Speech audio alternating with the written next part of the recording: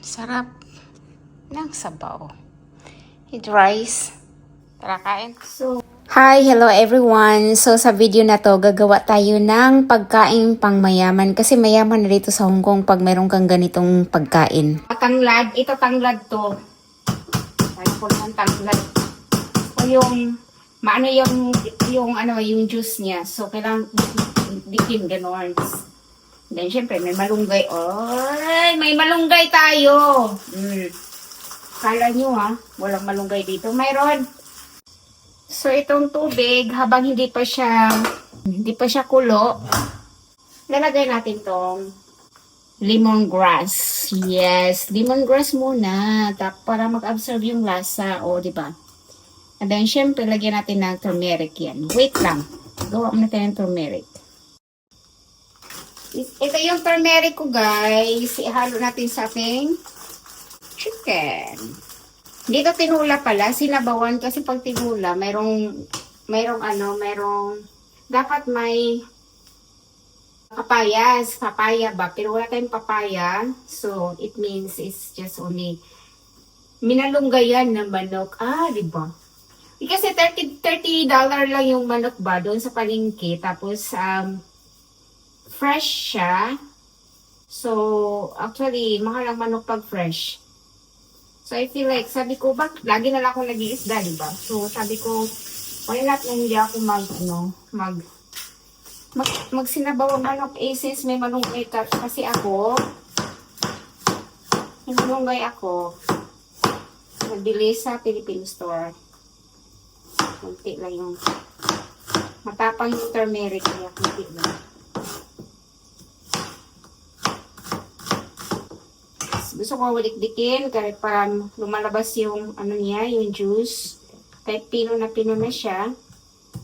Hindi siya ng konti. Ang sarap ng higop ng sabaw nito. Ay, tumatalsik. Pero take note nakakamansya to. Kasi dilaw. Kaya, yun. Okay, harap natin dito. Sabay na natin yan. Alright. Saka pakuluin natin. Saka natin ilunod ang ating manok. Okay, let's add some salt. Only salt, alright. Salt lang talaga si Jen. Then ihalo natin ating chicken. Ayan, some chicken na fresh. Fresh na chicken. Fresh na fresh. Ihalo na natin. Ayan. And then, wait natin ang malunggay. Diba? So, malunggay. Ayan. Huwag mo ang sayahin talaga kasi ang sayang talaga dito, no? Sarap. Fresh na fresh pang malunggay,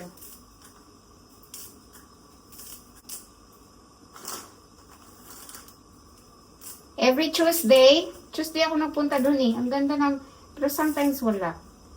Saturday ngayon, maganda din. Maraming malunggay ngayon. I guess galing Pinas pa to.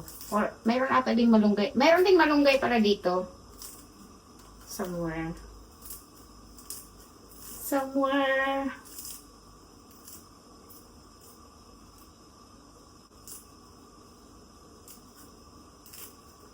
Walang kamatis to. Kasi umiiwas ako sa kamatis dahil mayroon akong acid. Acidic. Ang dami niyan dyan. Sayang niyan. Ito.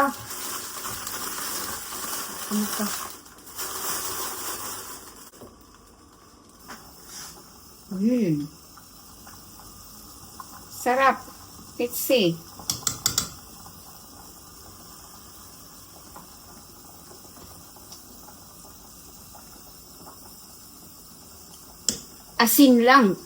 Asin lang, perfect na. For me kasi, hindi talaga ako gumagamit ng cubes or magic sarap or bitsin. Pag nagluluto ako for myself, asin is okay na ako dun. Kasi, pag kumakain ako sa labas, syempre marami naman yung mga nilalagay sila mga pampalasa. Pag nasa bahay, be healthy. Pag nasa bahay, try to avoid those pampalasang masyadong yung Bitsin, yung magic sarap, yung cubes. Kasi hindi mo maano yung lasa ng gulay eh. 'Di ba? Damihan mo lang ng gulay, lalasa din yan. O yan.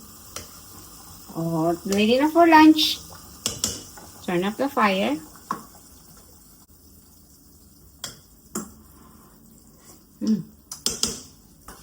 Oh, malunggay.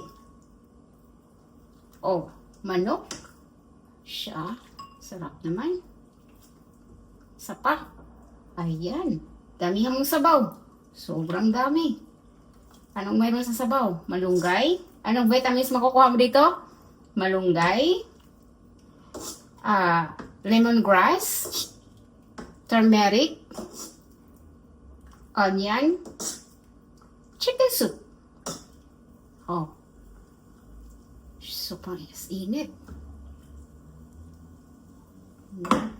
Ano na yan? Good for until tonight. Kasi, matakaw ako sa sabaw. Matakaw ako sa sabaw, mga kahigalaan. Kaya yung sabaw na yan, ginagawa ko ng tubig yan. Sarap ng sabaw. With rice. Tara, kain. Tara, kain. So, dito sa Hong Kong kasi talaga actually, bihira lang kaming makakain ng malunggay talaga, sa totoo lang. Pag may chance na makapunta ng Filipino store, so makakabili kami ng malunggay na fresh.